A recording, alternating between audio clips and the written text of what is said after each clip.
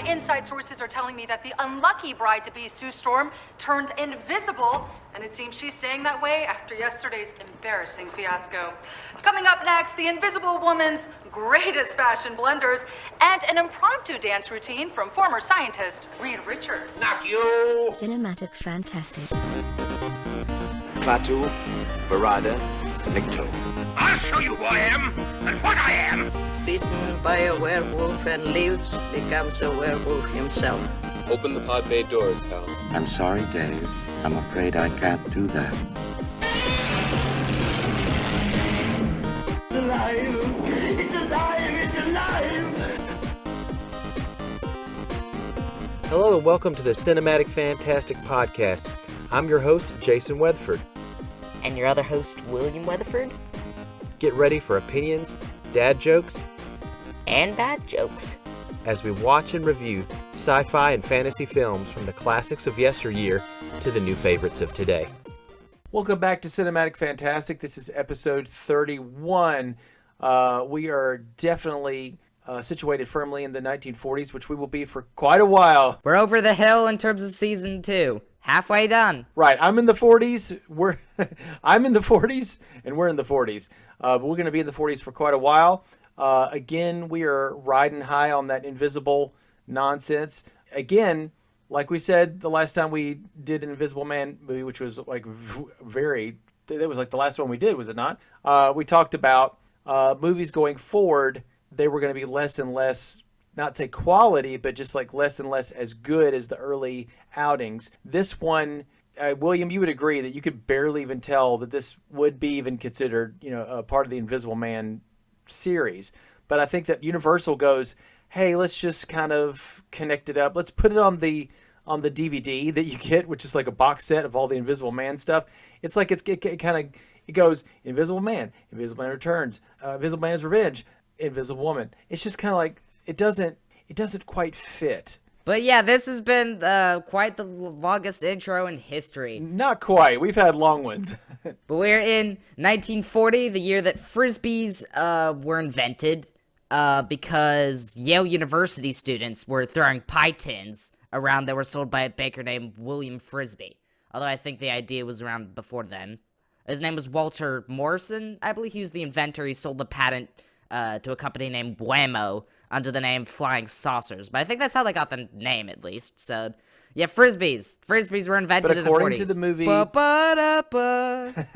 This has been Daily Facts with William about how Frisbees were invented. But according to the movie Back to the Future 3, it was invented sometime... No, it's not. Yes, and, Back to the Future 3 was not true. Of course, it's fiction. Science fiction, even. So don't... what William is saying is most likely leaning towards the truth, and my nonsense movie trivia is not true. Yeah, Back to the Future did not invent Frisbees. No. But I guess in popular culture...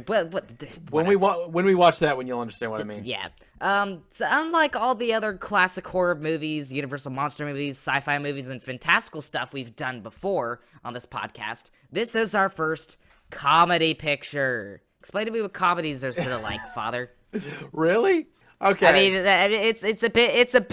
it's a bit daunting of a task to ask you, I now realize. Just sort of tell us what comedies are sort of like. Tragedy is easy, comedy's hard. No, what I'm trying to say is, how do you define what comedy is? Only thing I can tell you is... What are some of the tropes and stuff? If you find... Okay, let's just put it this way. Some of the things that you could kind of tell that a movie was leaning more in the comedy way is there would be... exaggerated things, sometimes expressions. Sometimes the expressions would be like they would say just the funniest stuff and their faces would be dead. It's called deadpan. So basically, we've talked about German expressionism. This is American expressionism. Well, hey, kind their of. Their faces. It's but see, the thing is, comedy is universal. It may be a different flavor in different countries. Different cultures find different things funny. But yeah, comedy is ecumenical in its way that it exists. I would have to agree. A lot of focus. Let's just put on in these movies. If you watch this, what are some things that told me it was a comedy? Okay, I would say the wordplay. The actors, they're all comedy actors usually. when usually it's a comedy movie when you've got Van Dyke or Yeah, something. Dick I don't Van know. Dyke. Fred Astaire. I don't know. He's more Yeah. musicals. But here's the thing: if you're watching it and you're listening to it, the lines have kind of a very specific kind of rhythm to it. Sometimes quick patter to it. There is a lot of emotional exaggeration. There's misunderstandings, simple misunderstandings. There's sometimes the person will even break the fourth wall and look kind of at the camera as Professor Gibbs in this movie did at the end, which we'll talk about. But I felt that was kind of a fourth wall break. But some of those things are in there. I can't define comedy for you in just like in less than a minute, but I could tell you some of the things that if I didn't know this was a comedy, some of the things, I think the musical little stings, the little motifs, because sometimes kind of go, hey, this is a comedy. Pratfalls, which of course came from the physical comedy, which is, fake, you would fall down, trip, get something smacked in your face. But yeah, some of the jokes in this movie were funny, but the butler falling off the ladder while trying to climb stairs, that does not make sense. No, it doesn't. That does it not doesn't. make sense. Why did he go up the ladder Oh, you mean instead? that part? Okay, I thought you were talking about the part where he's walking down the stairs and he's obviously going to step on the wine bottle. There's just him and stairs. Yes, him and stairs don't mix. Of course, he's the thing is the butler was kind of played for comedy's sake. You could say that about everybody. Yeah, you could say that, but I would say this, that there's a lot of wordplay and between the main character, Dick Russell, and Kitty Carroll. That was kind of a mimicking of this style, which was kind of these romances, these screwball comedies, which a lot of those are so good.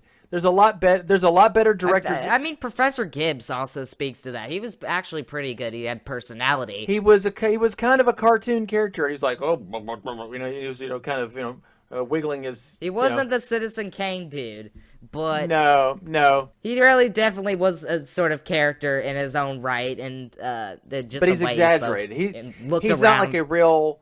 Like you would expect to be, a real serious scientist. Everything is exaggerated. Yes, everything's is a kind of thing. Some things are over the top on purpose.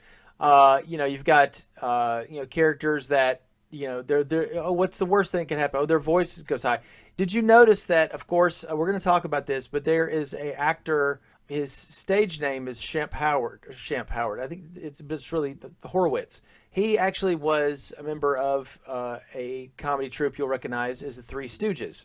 I grew up on the Three Stooges a lot, and they almost watching this is kind of like they're like, well, he does this a lot. He gets smacked in the head, or he smacks other people around, or by accident, or bumps into them, or does a pratfall. We have to put that in here. That all came from vaudeville, early comedy, which is a lot of physical spills and circuses. Okay, wait a minute. Circuses were more like an open entertainment. Vaudeville was something they would do on stage a lot.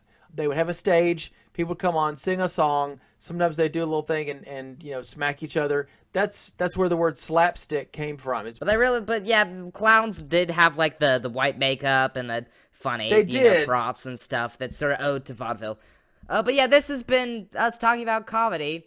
If there's anything else we could actually sort of get into the movie. Yeah, if there was any doubt in your mind about what this movie is, there might be a science fiction element in terms of invisibility, but it's played for laughs. Unlike the last movie we did, The Invisible Man Returns, the sequel to The Invisible Man, this one is not serious. No, it's not. Everything's played for laughs. From the machine that makes you invisible to to jokes about women, men, their relationships and everything. Everything's up for grabs. There's nothing off the table. Although it does kind of play it safe with certain things up to a point. But you got. That's the production code for you. Welcome to the Hays Code. It's still in effect. It's not. Nobody's putting a gun to anybody. But it's helpful for us watching movies and not having to root them out before going this one has stuff too high for the content we want to do on this podcast. That's true. We didn't have the MPAA in full force yet until 1967. But speaking of last episode, I have a little addendum about that because I realized why the 40s seemed to have a big upgrade in camera technology, which I noticed. Oh, yeah.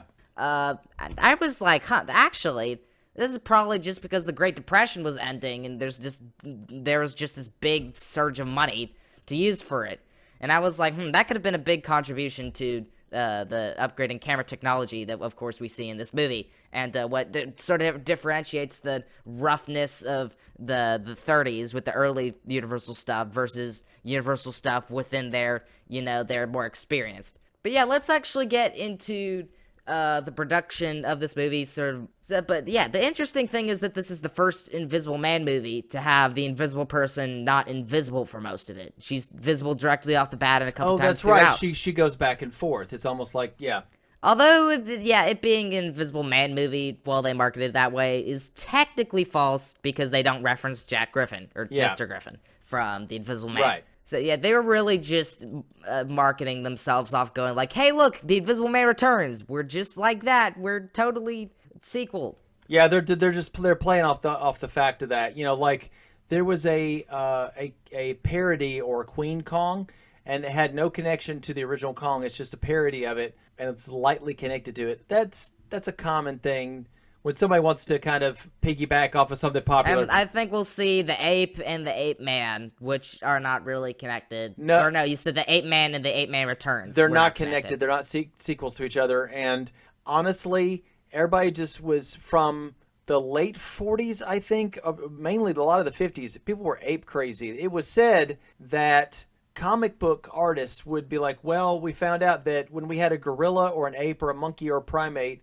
on the cover or in part of the story, the issues sold better. I know it's crazy, but if you look at some of the old Superman and Batman and Justice League and stuff like that, you're going to get some stories where they all get turned into gorillas, and you get Gorilla Grodd. It's called clickbait. That's what they call hey, clickbait. Yeah, but it actually had apes in it in the story. Yeah, but we don't really do clickbait here at the Cinematic Cafe, which reminds me, we are going to have so much difficulty getting thumbnails for this movie because the Invisible Woman, as we said, is invisible for most of it. So, like, what can we really do? We see, look, there's a man. Look, there's a machine with the silhouette of a girl in front of it. I don't know. Like, I don't know where we're gonna have to figure that out. A lot of the later. photos that I found had her in silhouette. They were like, oh, it's a silhouette of a lady. Yeah, and she's invisible. Come see our movie. That's pretty much the gist of these pictures. Yeah, the only real thing we did struggle with the thumbnails on was like Citizen Kane for the YouTube. I think I might change that someday, but that one's not a really great thumbnail. Anyway, so yeah, after the success of The Invisible Man Returns, the last one episode we did, it came out in 1940. It grossed 3 times its budget. I think. That's a hit. That's a hit. Yes, that's a hit. Universal Pictures immediately hired Kurt Sugmat from the last film to write The Invisible Woman, with aid from comedy writers Frederick Renardo, Gertrude Purcell, and Robert Lees. And of course, Joe May returns from the last movie they did.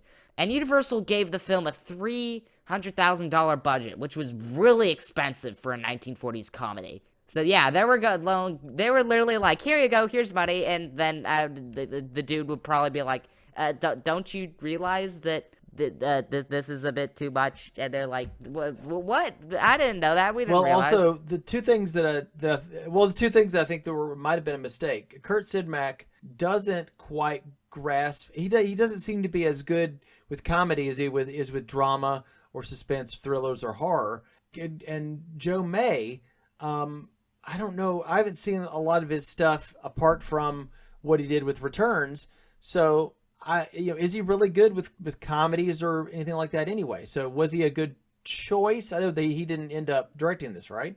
No. That went to Edward Sullivan. Right. Okay. So, was he just kind of this guy that was... Joe May was a screenwriter. Oh, right. Okay. He was a screenwriter. So, Margaret Sullivan, who's an actor, was originally going to be the Invisible Woman, because she owed Universal one more film in her contract. But John Barrymore, who is Professor Gibbs in this movie, he suggested playing the lead in So Ends Our Night instead. But being beneath her, she went MIA at all the important rehearsals. That's what she just don't do that.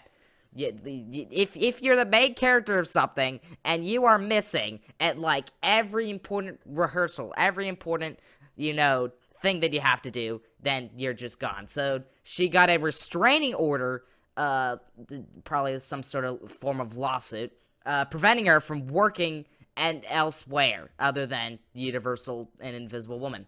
Eventually, she was allowed to finish So Ends the Night as long as she continued work on 2 films for Universal. So she got an extra film on her contract. Oh. But it was too late for being It's the like Invisible punishment. Woman. And Virginia Bruce was cast as the Invisible Woman when she signed her contract. You know, in not September. to think of a joke, but when you were saying that she was MIA, all she had to have was just another person, a buddy that worked on set, going, "Yeah, she's here." she's just invisible. She's over there. It's the new special effect is so good. It's so good. You won't even see her here, and she doesn't have to do her lines. We'll just dub them in later. And so you watch other actors play off of her the entire movie. She's not there, and then no one dubs her lines in, and she just gets off scot-free. But no, that's not the truth. Yeah, but another thing was that John Barrymore and John Howard were both stars in the Bulldog Drummond trilogy, which is interesting to see them together. As we've said before, if a director sees like 2 people in the same movie and goes like, "Huh, those people are pretty good. Let's bring them over for this movie," and that's how they associate with each other. Like with Errol Flynn and Olivia de Havilland. Yeah, it was we gonna be like mentioned Elizabeth de Havilland, and I'm like, I swear that's more fancy so than her name. Another actually good thing about this is in Errol Flynn and Olivia de Havilland's case, they worked really well together. You're good friends, right? You become good friends on set.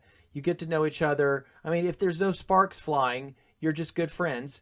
Then you do good work together. And I mean, Barrymore and Howard were actually pretty good for this movie. That was, I believe, that was Professor Gibbs and Yep, Dick Gibbs. No, Dick Russell. I'm sorry. Dick Russell. Dick Russell is John Howard, the guy who when I was watching this, I said he looked like Tony Stark from the comic books. Because he's a playboy, as called by the newspapers. And he's got the mustache. Yeah. So speaking of John Barrymore, due to reasons we'll discuss later, he had trouble memorizing his script. So he secretly glued shards of it to props where the directors and set designers wouldn't notice, so he had the words in front of him. So basically, if you see him being all like shifty-eyed throughout this movie, it was because he was looking at his script. Wow. Well, I mean, it adds to his character, but No, I it didn't does. realize that was the reason, so I was There's like, okay. another actor who did this a lot. But John Howard did notice, and so that's why he was the source of this info. Interesting factoid. So, actor Marlon Brando, he seriously had trouble with lines all throughout his career. He would have situations where, when he was doing The Godfather, he would actually have certain actors would be facing him, and they'd have like the script. Surely he wasn't the Godfather. Yeah, he played the Godfather.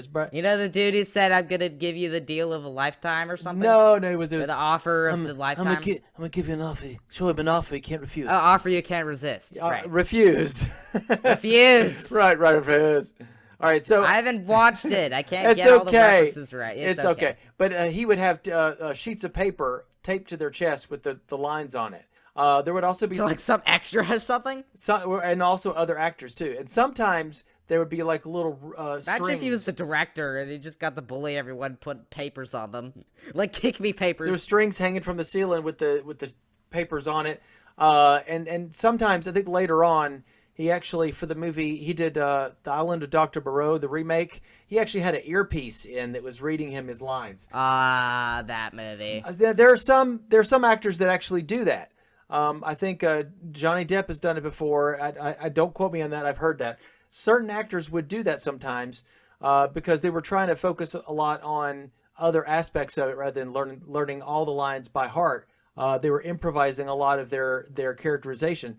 So again, if you lean too much on technology or something like that, what if that isn't in the scene, or you don't have that? Are you just going to go hide in your trailer and not act for that scene? You have to act in the scene, because after all, what would you have a movie Yeah, without? and you've got to be able to do it. What if you don't? What if your earpiece is not working? You know, it could be really bad. It could also be really good, though. But John Howard also said that, to quote, Barrymore was an ordinary fellow. He wasn't stuffy, and he had no pretense whatsoever. Even in pictures that that you felt weren't up to snuff, I don't think he showed any disdain. We knew perfectly well The Invisible Woman wasn't going to be an award-winning picture, but it was fun to do. No one took it seriously, and I could not agree more than that. It does. Well, let's put it this way. It does kind of If they did take it too seriously, you could tell, and it would be kind of stuffy. My opinion on this movie is that it was ridiculous and contrived. Yeah, but it's fine. It was also trying very hard for laughs and failing. Yeah, And the conflicts were very weak, if at all existing. It was really wet noodling it. Yeah. I mean, it sort of kept me hooked. As I said, some of the jokes are funny. Professor Gibbs is pretty good, but that's all really that. It has it's just no substance. It is immaterial as the Invisible Woman herself. That's how I'd have to describe this it does movie. have what a lot of movies have going for it is the soggy middle, the droopy middle. The wet noodle. Yeah, not the wet middle. The soggy middle, the mushy middle. Because what happens is in this picture, in this movie, tell me if this is right. The place where they're at the fishing lodge, and it just feels like it kind of, they're just kind of like, well, it's raining outside and I'm kind of just drying myself off and we're just kind of here now. And it's just kind of dips a little bit. The end is going to be snappy. The beginning is going to be like, well, we got to get to the plot. So it's in a hurry to get to the plot. So it's going to be snappier. The end is going to want to be like, let's wrap this up. Yeah, but overall it sort of hooked me, but I was like, are they actually going to do some sort of conflict or something that actually goes like there's something happening? This movie was really digging around. Could you be scared of those gangsters at all? Really? I mean, a little bit. They are waving guns around, and they're pratfalling. They do have some Tommies, but yeah, Hammerhead, aka Shemp, played by Shemp Howard. Hammerhead is like they're making him fall into stuff, and it's like you're carrying a Tommy gun and you're falling into stuff. That's really dangerous. There's also Aloysius O'Hare Oh himself. my gosh, Oscar. Yeah, I compared him. I realized that he looked like Aloysius O'Hare, and I was like, yeah, he looks like Aloysius O'Hare. Yep, from the Lorax. In case you didn't know, the Lorax Illumination 2013. That might be way too early. I don't know. I keep blaming things on 2013 recently. But he is this short little dude with jet black hair that's sort of tussly around and these eyebrows and this face structure. And yeah, they really do look sort of similar. The character of Blackie Cole, played by Oscar Homolka, kind of a foreign accent, which he kind of used to good effect in a lot of his movies. But that it's just funny. It is, but he came first, so. But yeah, this film was Academy Award nominated in 1941 for special effects, which at the time heavily embraced photographic and sound effects. And of course, the black velvet and voice raising in this movie, they must have been all over that. I mean, yeah. Well, as we've said in the Invisible Man episode, I don't know if we did describe it in too much detail, but there was black velvet behind them, which was sort of used as the mat because they could copy it until it increased the contrast so much that the black remained and the white was the people, so you could slot anything in. Yeah. I think we did talk about that, how they did it. That's basically just a green screen, how people use it today, which is just replacing the black velvet from contrast with green, which is a detectable color that computers could detect really easily. Although sometimes they switch it to blue, or maybe even red, if there's already green on the screen. Yeah, and it's officially called chroma key. It's affectionately called blue screen or green screen, but it's chroma key. Yep. So of course John Fulton, who did the special effects, he returned from the last movie, and the sound effects were done by a dude named John Hall. Now that I realize that there's tons of Johns in this movie. There's like 4 Johns. Oh, that's a small amount for Hollywood. That's a very common name, but... John Smith. But unfortunately, the movie I Wanted Wings won the Oscar for 1941 for special effects. It must have been pretty good special effects. Do you know the movie I Wanted Wings? No, I've never heard of that. I have heard of a movie called Wings of Desire, which is from Wim Wenders, and that's a really good movie. I recommend it. I think it either came out after or earlier, but... It's about an angel who I guess he falls in love and he wants to give up his immortality for mortality.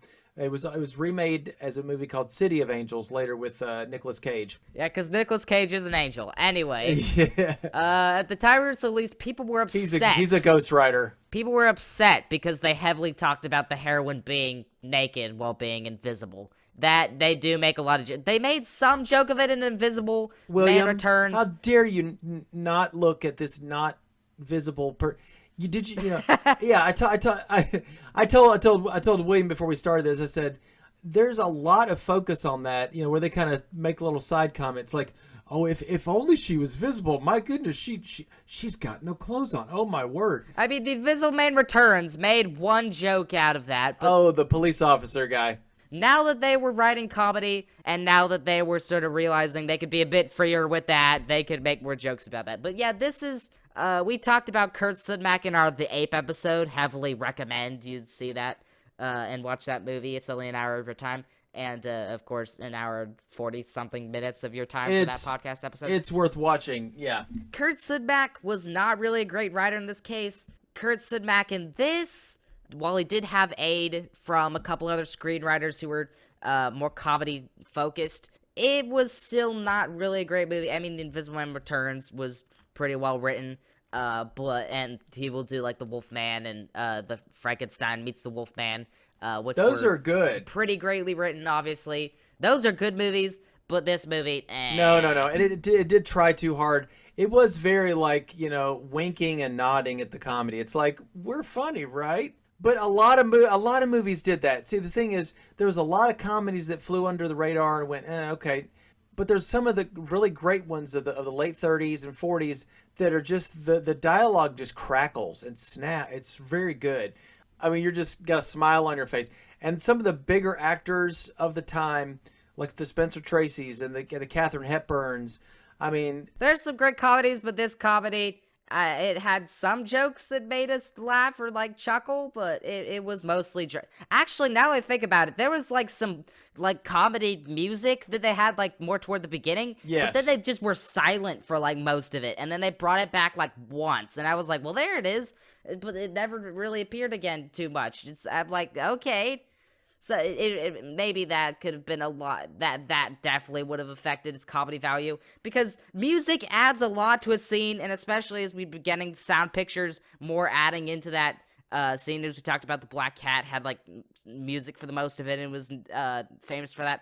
But it dropped out the music just randomly for great swaths of it until, like, near the end. My opinion is that music can be good. It can assist, but it can also be a cheat, because what happens is you go, hey, this scene that's not really all that funny, they kind of spice it up with the comedy music to kind of make you get in a comedy frame of mind. And I mean, it was pretty good music. I mean, in the beginning, there was a pretty good, piano, like, slowly going down and up.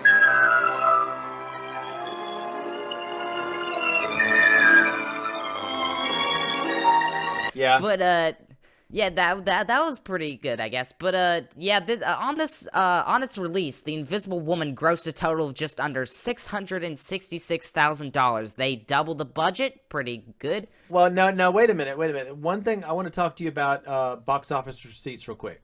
If you had spent $100 making the movie, right, and you made $200, then it's basically you didn't make any. You double the budget. Yeah, but you didn't make any profit. Wait, did they? No, I'll tell you why. Because it's almost as if you didn't spend that $100 at all.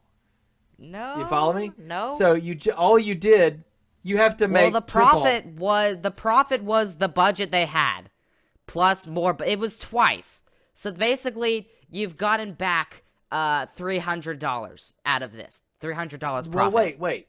If you have, let's say you're making $1 million movie. That $1 million goes to craft services, which is food. It goes to paying the actors. It's going to the production, the special effects artists, all that, right? Even paying for the film. Let's just say it's on traditional film. That's $1 million. It goes to the box office and it makes $2 million. Okay, now $1 million of that paid for all of that that you spent, but you just have $1 million. That's what you had at the very beginning when you started making this movie. So you didn't make anything. That would be making back its budget. This doubled the budget. So they made back what they spent plus another $300. That's not a good profit from their budget. But if you're saying that advertising tarnished a bit more of the profit. Yeah, you have to make something like 2.5 to 3 times not necessarily what you did on it. This was enough of a profit to make The Invisible Agent in 1942. Yeah, that might but you're talk saying about Griffin. It's not as respectable as it may seem. As I said, it's pretty good. For the reviews, Theodore Strauss of the New York Times called the film silly, banal, lacking originality, and repetitive. The script is as creaky as a two-wheeled cart, and were it not the fact that John Barrymore is taking a ride in it, we'd hate to think that what the Invisible Woman might have turned out to be. So it's a two-wheeled cart rolling down a hill, is basically what he's saying. If John Barrymore wasn't along for the ride, it wouldn't be as good. Variety called it good entertainment for general audiences. So I guess they phoned it in. Film Daily called it laugh-packed, brightly dialogued, and a lot of fun. Fun? I don't know. We had some fun, but I guess I had fun. Yeah, I have fun at most. It was a blue. I have fun at most movies. Just. It's all fun. It's all fun. Even the bad ones are fun. So, but Harrison Reports declared it a pretty good comedy for the masses, but it does not offer anything new to those who saw the other pictures in which a character became invisible. I would say that is true. I mean, if you wanted to see a character knock over a clock, she hates That's time clocks really so it. bad. She just hates them. She hates the time clocks that she punches every time. Like, seriously, if you just patted it, your life would be so much better. When they say that you go to a job, it says you punch a time clock because there's like a little card that you put in the time clock and you pull it. It's like the digital payroll thing that you do at work. It's like that, except it's paper and a little punch. So they call it punching a time clock. But she literally punches the time clock. Knocks it over. We'll talk about that later. John Mosher of The New Yorker wrote, "The old stunt is still good, yet it's not used to much advantage here. In fact, this is the feeblest example so far of that stunt, which the camera can so easily make funny." And lastly, to say that there are plans of a reboot of this movie, been since 2019. I don't think that got off the ground, but No. I still expect it's coming. There hasn't been any news, but I still expect it'll probably be coming sometime, I guess. It might probably been silently canceled, but there was really just one announcement of it. But yeah, I guess I don't know if it's gonna be any good. Well, I doubt it. If it's any better than Renfield, then probably. But Renfield is just a nothing burger. It's just not. Yeah. And there's only one Renfield for me. That's Dwight Fry. He's always in our hearts. You want a Dwight Fry with that nothing burger? Nothing burger with Dwight Fries on the side? Oh. Yeah. Yeah, there was a reboot of Invisible Man that came out in 2020. And you were right, it was 2020. I swore it was 2021. Yeah, so I think that they weren't going to do... If they do a sequel to The Invisible Man, it would probably be The Invisible Woman. But I don't think that one's going to come out before the Fantastic Four. I feel like it's going to go the She-Hulk route, it's not honestly, that she would be a super... if it ever were to exist. She wouldn't be a superhero because in The Invisible Man, it was about a woman who was being gaslighted and abused by a man who fakes his death while he's wearing this suit that takes light and bends it. Which has really interesting effects. And we talked about that in our The Invisible Man episode. We did. So I don't know if they're going to make a sequel. If they did, that she would probably be taking, like kind of becoming a vigilante to stop, men from doing horrible things in situations. I don't know. Yeah, honestly, yes, probably. So let's get on to Virginia Bruce as Kitty Carroll. The eponymous Invisible Woman. Yes. The eponymous Invisible Woman. So her film career started with playing extras in Paramount films, mostly in credited work. She did take a break from that for Broadway in the musical called Smiles at the Ziegfeld Theater, but then she returned to Hollywood for MGM movies like Congo 1931, starring Walter Houston, the great experienced gold digger from Treasure of the Sierra Madre. And also from Devil and Daniel Webster, which was great. I mean, if you're gonna put him into the International Republic of Congo, it was Republic of Congo something. If you're gonna put him in the Congo, then he definitely. We're gonna do a movie in quite a few seasons called Congo, but it's based upon the book by Crichton, who did Jurassic Park. It's not the same movie at all. Yeah. Yeah. And during the production of Downstairs 1932, married her co-star in his dressing room, where they put the star on the door. She married her co-star, just right that. I mean, she got Irving Thalberg as best man. Irving Thalberg himself, third head of MGM, That's right. co-author of the production code, and the guy who made Lon Chaney, Greta Garbo, Lionel Belmore, Spencer Tracy, and Wally Beery people. The world of art is poorer with the passing of Irving Thalberg. His high ideals, insight, and imagination went into the production of his masterpieces. To quote Frank Roosevelt, the president himself, that dude, for a pull-together wedding. Yeah, but man. Did it last? It didn't last, did it? It was his fourth wife, and there was some complications. What I was going to ask you about Virginia Bruce. How long did this marriage to this guy? I don't know. I don't have too much else to note, except for the musical The Great Ziegfeld in 1936 that she did, probably to represent, the theater she did Smiles in, which is cute. And then this movie, and then moving to radio past 1946. I don't know how long the marriage lasted, but she did remarry at least once before dying. Right. When did she got married with John Gilbert? Right? Was that his name?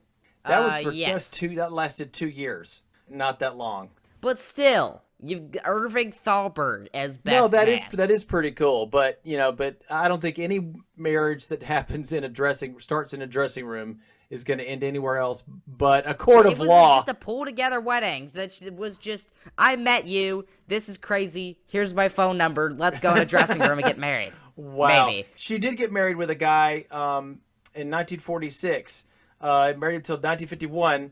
I guess got divorced, then remarried till 1962. So she had two other husbands. One husband she married, then divorced, then remarried. She married him twice, basically. Oh, come back, baby. It was a love and hate relationship. Yeah, it must have been. They must have had some kind of situation going on. But anyway, soap opera. Next we've got John Barrymore as Professor Gibbs. John Barrymore was the 1920s Dr. Jekyll and Mr. Hyde. That's and right. And this right here was a pretty good Hyde. We did talk about that in our Jekyll and Hyde episode. Jekyll and Hyde. Excuse me. Yeah. And we're going to do that a lot throughout these movies. We didn't talk about him that much in our Jekyll and Hyde episode, but he was a pretty good Hyde. Not to mention his being Sherlock Holmes in the 1922 Yes, he was. movie. Yes. Although you could wonder, him being so good, did he survive the shift to sound? The answer is, due to his experience in Richard III and Hamlet, and the latter his portrayal of Hamlet, he was labeled the greatest living American tragedian. Tragedian, yeah. Tragedian. The answer is yes. Yes. You could often be like, great people of the silent era, like Lon Chaney and stuff, their reputations just sink after the sound hits. And then it's like, technology's chasing you out, buddy. It Goodbye. wasn't all technology with Lon Chaney, because he did. It was throat cancer. His throat cancer, yeah. And they talk about that in the movie. And we talk about that in a podcast Man of a Thousand Faces. So, but John Barrymore, one thing we did mention was his Dr. Jekyll and Mr. Hyde. He played Hyde as more kind of spidery, not very, like ape beast-like, but very like twisted and spidery. We mentioned that. And soon enough, we will see the Spencer Tracy Dr. Jekyll and Mr. Hyde, yes. which was reported to not be as great as the Dr. Jekyll and Mr. Hyde Frederick 1931 March was from amazing. Paramount. That movie's great. We did rate pretty well, and it did talk about it did have like the philosophies of Sid and stuff, and all the cinematography was pretty good in that movie. Honestly, recommend alongside Frankenstein 1931. It's a fantastic watch. And cinematic too. It's going to stand the test of time. Continuing with John Barrymore, he got contracted with MGM. And that was the stuff. Barrymore starred as jewel thief Baron Felix von Geigern, together with Greta Garbo in the 1932 film Grand Hotel, which won the Best Picture Oscar for that year. So was that a pretty great movie? It won Best Picture. Also, there's another, of course, is Lionel Barrymore is related to John. Yeah, Lionel Belmore was in that movie too. And also there's another Barrymore that you might know, Drew Barrymore, the actress. She's at John Barrymore is actually her grandfather. Yes, we'll talk about her later. But yeah, Lionel Belmore was in Grand Hotel. So after visiting RoccoW for a bit, he did Rasputin and the Empress, which bombed. He had started becoming an obese drunkard at that point, which tarnished his career, going downhill until his contract ended because MGM couldn't pay it in the debt of the Depression. He was, to be frank and flat about it, an obese drunkard. But that was during the 30s, right? Yes, he was starting on his downfall. Yeah. He went to Universal Studios, and his first movie there, he flubbed most all scenes, minor or major, he was in, to the extent of wasting 25 takes in a day. They had to, go home for the day in a relatively minor scene. It was apparently his best performance since 1932, according to his biographer, but Ed, who trusts the biographer? Wow. While in the middle of Hat, Coat, and Glove, 1934, he even forgot his character's name, and then the script and the whole premise and title, so they had to fire him. In 1935, he got in the hospital for bronchitis, severe flu, and stuff for a whole month straight. Dude, he was having issues. If you are going to be in a film and you end up forgetting everything about it while in the middle of doing it, then just goodbye. Yeet, you need to go to the hospital. And he did for a whole month straight. The year after, I think. A friend of his from the beginning, named John Gielgud, said Barrymore, who is like a monstrous old male impersonator jumping through a hoop, should really have been shot. Oh my goodness. Man. That's pretty harsh. He got a divorce and filed bankrupt over it. When he went to NBC Radio for Shakespeare abridgments, I believe it was called Short Shakespeare? I don't know. Something of that sort. Yeah, they take out chunks of it to kind of make it quicker to sit and watch. Yeah, it sort of reminds me of the Charles Lawton stuff when he was reading out the Bible. Oh, yeah. The King James. So when he was doing that, he gained some stability and sobriety, probably because it was less exerting to be in radio than in sobriety, movies. right? When he stopped drinking. Sobriety. Yeah. I mean, he was growing more sober. That's right. I don't know why you're it right. would be pronounced sobriety. Where does the bride come from? No, Whatever. Sobriety means you. Neurodivergent problems. You are the effect of being sober. Yes. The effect of being sober. And people liked that enough, so he went back to movies, and he did mostly okay. And he was obviously in this movie. When he died, Errol Flynn's memoirs, Errol Flynn obviously being the Adventures of Robin Hood himself. Yep. We did that episode earlier. Pretty great. His memoirs claimed the film director Raoul Walsh borrowed Barrymore's body before the burial to prop it in a chair to prank him when he got home. Many denied this, except his granddaughter, Drew, who we talked about earlier. She confirmed it recently when she got on an episode of Hot Ones, the show where they interview people while they eat spicy sauces. Yeah. And that has been sort of growing popular over the course, both because it's recent, but also because people are like, what's the hottest sauce? Can I survive? How do you survive the hottest sauce? Milk and peanut butter and stuff. Yes. And some people can take it, some people can't. Yes.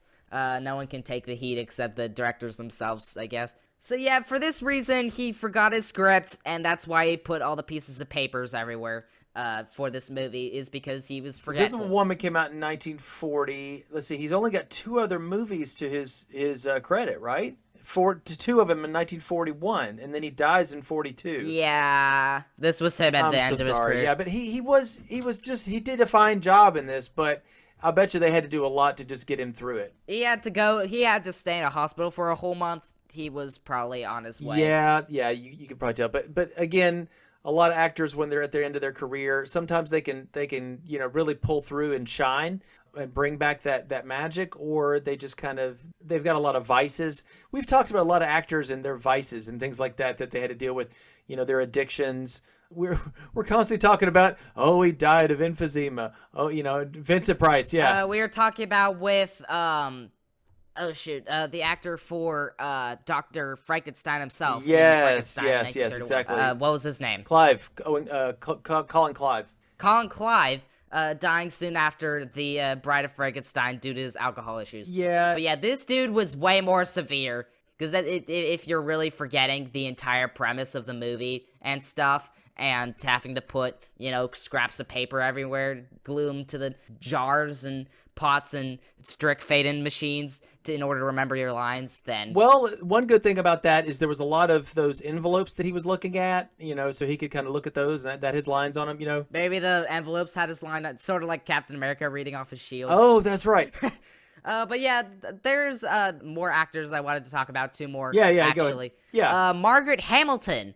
She, of course, was the Wicked Witch of the West in The Wizard of Oz. She was sort of a side character in this one. Who can forget such lines as poppies, poppies?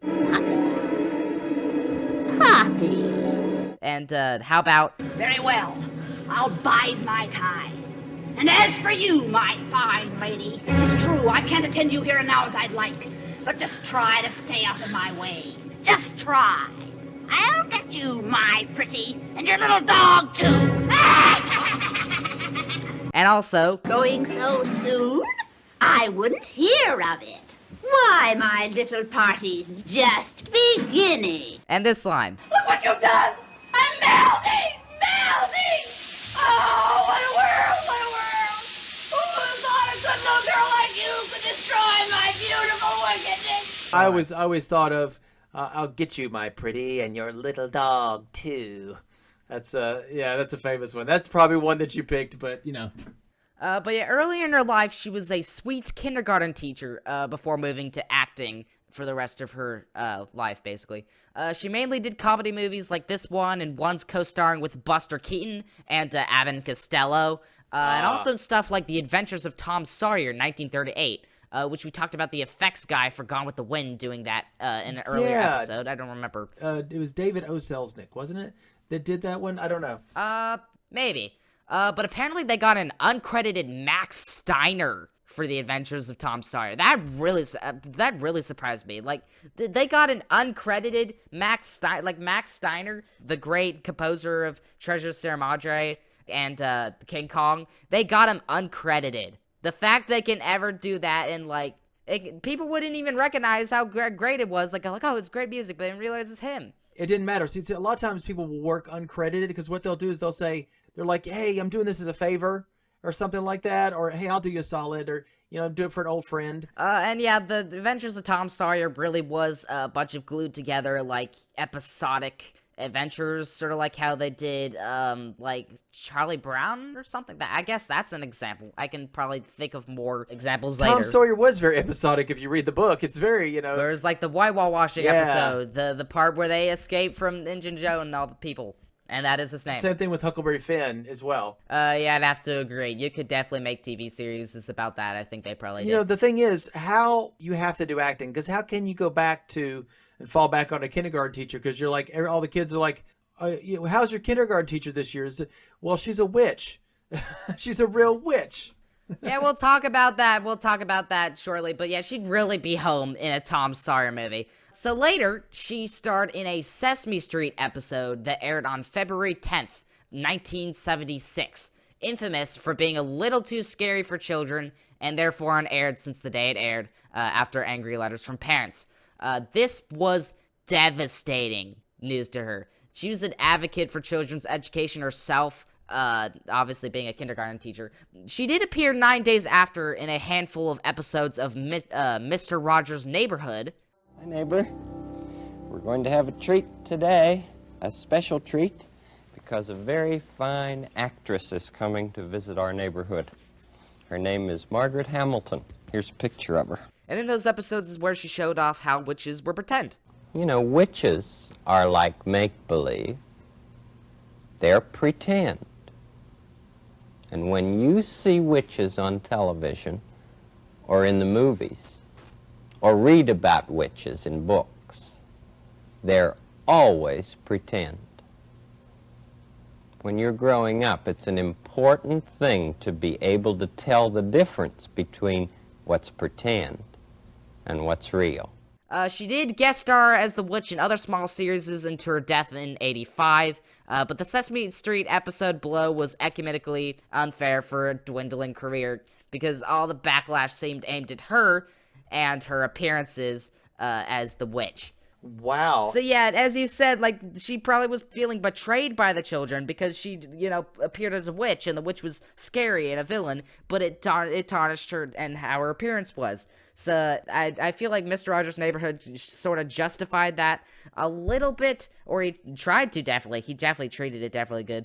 But yeah, the Sesame Street thing, it was unaired until its day. It re-aired for like a special re-airing of like the lost episodes of Sesame Street that they did officially. It is leaked online. Don't watch it that way. It's definitely pretty good to see Margaret Hamilton in this form, but again, it's probably illegal because it is leaked from the Congress, where they stored it in Congress. So we'll wait for them to release that. There was like another episode they released with that, or they screened with that, called Mr. Snuffleupagus or Mr. and Mrs. Snuffleupagus Get a Divorce. Still wait. I'd like to see that one, but it has been released since. I'm sorry, that's kind of funny. Are they trying to get like? But it's like his little daughter having to deal with divorce, and it was a bit heavy of a subject. I mean, that they did have to have with the death of Mr. Hooper, who is the shopkeeper who owns the store. It's still called Mr. Hooper's to this day, I believe. No. They had somebody else take it over, but they kept the name. Yeah. But that was a heavy episode, but it was very good. But I think they were trying to kind of do what that did. No, and I also remember. Obviously, haven't not seen it because again, it hasn't unaired. It's been unaired since the day it aired and has never been released. Mr. Rogers also they were famous for tackling 9/11 head on. They basically went they were like, "Do we talk about this?" And he goes, "Yeah, we do." There was a whole series of episodes called Conflict where they were where he was talking about all the characters that you love, like the King and the Daniel Tiger and stuff. Like the King was afraid of the enemy making nuclear bombs, like the enemy on the other side. Yeah. But they weren't actually. I think they were making like toys or something. But like that turned into a whole series, and it was very serious. And parents were like, maybe not. I don't know. Mr. Rogers was controversial, but he owned it. That's really him. He did. He was a lovely dude. Of anybody to talk about something as tragic as 9/11, it would be Mr. Rogers, because he would give it the right moments of gravitas. He would be very respectful. He would also kind of really talk about it's real talk. And I'm glad that Margret Hamilton sort of got some more respect on her with the aid of Mr. Rogers and being able to be on that. She's a great lady. At least when she was alive. She seems lovely, but I appreciate her in this movie too.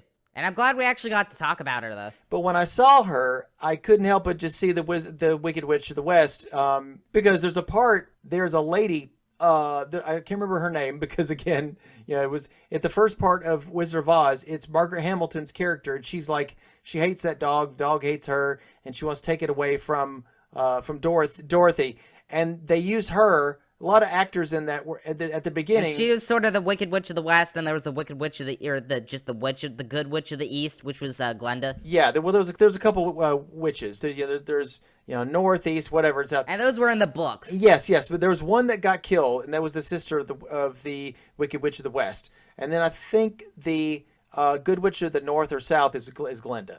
It's like the East and West bad, North and South good.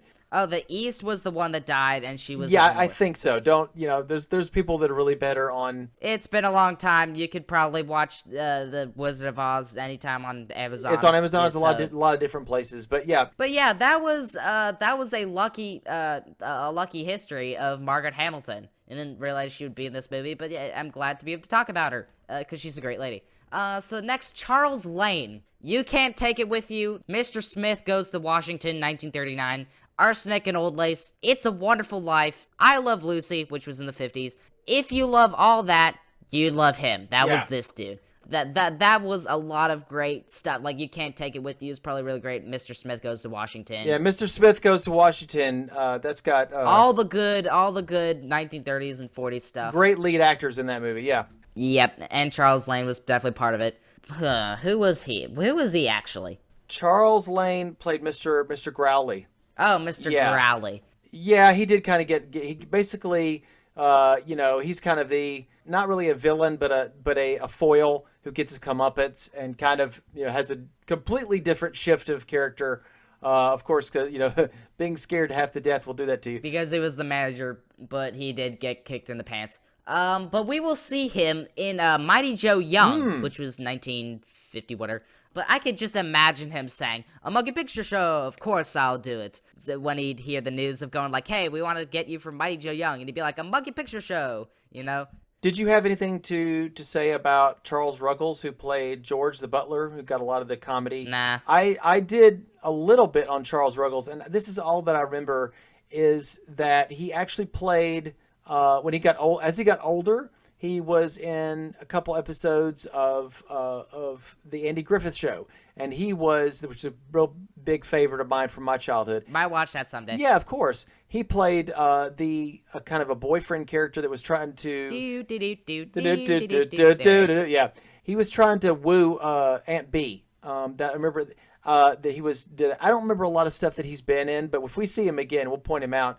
There's another one that I had a big connection with in my childhood, and that is Shemp Howard, who played Hammerhead, a.k.a. Frankie. He has an unforgettable-looking face. But yeah, I still had a bit more about Charles Lane before we continue on to Shemp Howard. Go ahead.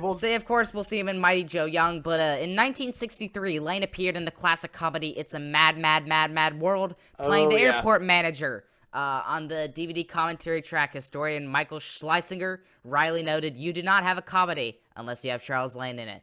So, yeah, he was probably pretty good for that. His final acting role was at the age of 101 in 2006's The Night Before Christmas. I still can't find what role that was. Probably like a narrator, some corpse or something. Wow. I don't know. It might have been because I looked up A Nightmare Before the Nightmare Before Christmas instead of The Night Before Christmas. Right, different movie, I think. Maybe that could have screwed that up. Whatever. Maybe I might not find Night Before Christmas in a Google search. I'll keep tab of that later. But his last television appearance was when he was 90 in The Computer Wore Tennis Shoes. Oh, that's a favorite of mine. Yeah, that's 1995 TV remake. Oh, that sadly not the 70s original. No, it'll always be in our hearts. The original was great. Sadly, yeah. he was not. He was not in the original. Yeah, that was the one with Kurt Russell and Cesar Romero. Yeah, that's great.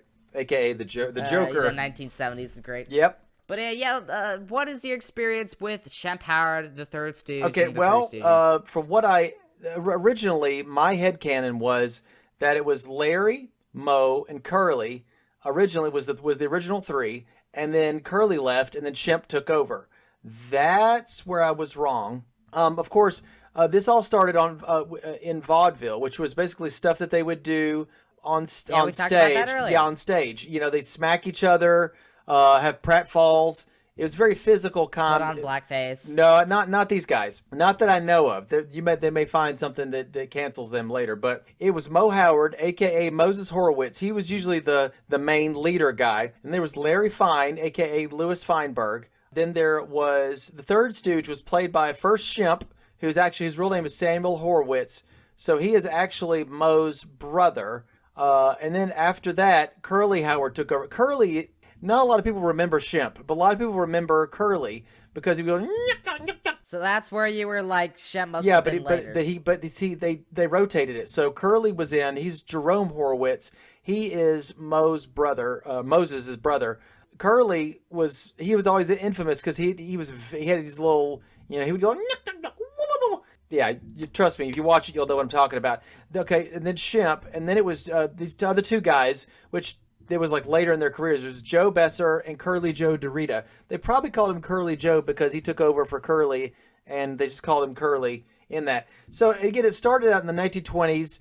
They went throughout the 30s, and they were in 190 short subject movies that were done by Columbia. And by the way, short subjects were the alternative name to just short films. It's interesting to call them short subjects. It's sort of like this fancy, old-timey sort of name they attach to it. Yeah, but you can just imagine. Like real quick. Yeah, they're like 20 seconds. They're 1902 films. 23 minutes or something like that. A lot of these movies, I saw them because they got released to public domain a lot of times, and either illegally or legally, I couldn't tell. But they put them on VHS, like 2 or 3, 4 or 5 episodes on there, and I used to watch the heck out of them all the time. Yeah, I was getting it to where I could almost quote them. Some of these episodes, like sing a song of Sixpence. Yeah, and I mean that and Looney Tunes were probably what comprised a lot of the great comedy stuff for your childhood. Oh my goodness, that might revisit that sometime in the future. That and Andy Griffith Show, a lot of those for what we do here, and Andy Griffith Show. Then when I got older, it was Seinfeld episodes and things like that. Come on, guys, it's so funny today. I can't do that. What is the deal? I like stuff that's really funny. What is the deal? What is the deal with this production ending? What's the deal with these podcasts? They're not pods, they're not casts. I don't get it. No. Why are they ending? Well, because we have a plot to do now that we don't have, now that we've gone through all of our material. for the production. There was a lot of fascinating stuff here. Movie, and not as great, but we got some great actors in this who've had detailed histories, and honestly, Margaret Hamilton, being able to cover her was such an honor. Yeah, I'm glad that you liked. I was like, we're not doing anything with the Wicked Witch of the West. We're probably not ever gonna see her ever, and sort of slightly sad for people who like her history. But I was surprised she'd be in this, and I was like, yay, we'd finally be able to cover her and some of the injustices of the Sesame Street episode, how people received it, and like, I don't know, Satan. There was a lot of letters saying like Satanism and stuff for like the witch in it. I mean, she was like threatening Big Bird to like turn him into like a feather duster, and there was a point in the movie in the episode where they were all like, he was protecting Hooper's store with a baseball bat so he could whack her when she appeared. Oh my goodness! Now let's put it this way. There are young people and kids who grew up watching Wizard of Oz in the movie theater and were frightened by the Wicked Witch.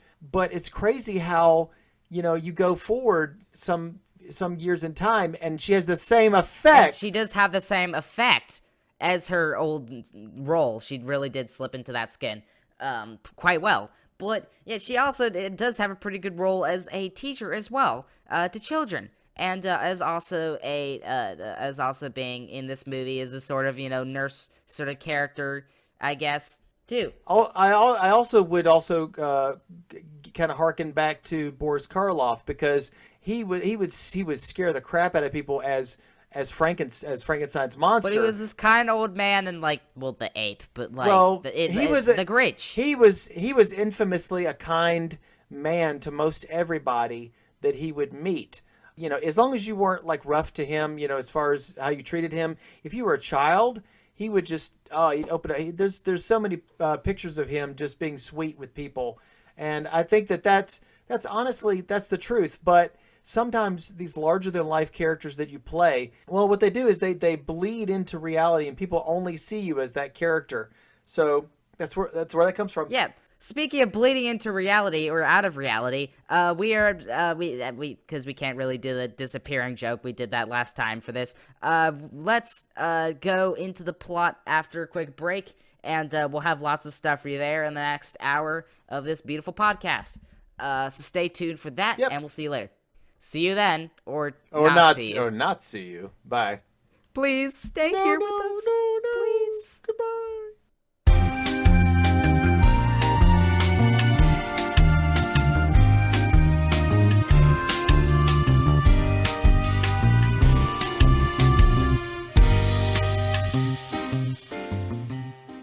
Hello and welcome to Cinematic Fantastic, the show that's always got your back, regardless of if it's visibility or not. Right. So today we are going to, as usual, we're going to continue with our discussion of The Invisible Woman, 1940. Of course, the cast list, if you haven't heard of it yet, which is the butler George, who's played by Charles Ruggles, Hudson, played by Thurston Hall, he's a side character, I guess, Dick Russell, played by John Howard. Of course, you have Professor Gibbs, played by John Barrymore, Mrs. Jackson, who's Margaret Hamilton, the Wicked Witch herself, and Kitty Carroll, who's the Invisible Woman herself, played by Virginia Bruce. Also, Mr. Growley, played by Charles Lane, who was in a lot of great comedy actions. And that's basically all the people who are going to be most important in this story. And so, let's kick this plot in the pants. Yes. Just like Kitty Carroll says... she wants for Mr. Growley. Let's take this plot, let's put it in a windowsill, close the window, and kick it in the pants. You got it. As soon as it starts... Oh, they did the same materialization effect. You get the title sequence, of course. It almost looks like the beginning of a soap opera. The music is kind of overwrought and emotional. It lets you know it's a comedy right off the bat. It doesn't sound like Three Stooges music, but you get the idea. So now we're in a mansion. And a butler's coming down the stairs. That's George. The house is a mess with wine bottles and pillows everywhere. He takes quite a fall. Again, some of these things, are going to substitute for comedy. But off the bat. Off the bat. I mean, I like the music choices, I guess. He just took the... Which is the slight happy thing, and he just falls over. Straight up tumble. Yeah, I was just like, okay. Well, it's substitute for comedy. Well, I mean, look, let's put it this way. At the time, people found that like hilarious. And yeah, there's still some humor in that, but I think that, honestly, But just off it gets the old bat, after a while. off the bat, it doesn't really work. No, but it's hey, somebody's going for it. I mean, I think it's the stunt guy, but it's like, hey, good on you for. But who's leaving the wine bottles around? Well, that's going to be Dick Russell. He is a playboy, gad about town, whatever. Somebody comes in the front door, and that is Hudson. I think he's a bank manager or manager of the guy's money or something, because he's always like, upset at how he's living his life and how he's spending his money. So I think he's probably some kind of manager of some sort. So Dick's a playboy. He's a party animal. While we were watching this, I kept thinking that he looked like Tony Stark from the 1960s Iron Man. If I showed you a picture of him in the comic book, you'd be like, yeah, that's pretty close. But of course, any guy with dark hair and mustache would look like that, I guess. What's the guy from Gone with the Wind? I mean, he probably just looked like that. So I haven't seen Gone with the Wind. Yeah, it's pretty good. I've been told it won some My mom Oscars. said it was heartbreaking. It is. To not watch it yet. Well, yeah. Maybe someday. Anyway.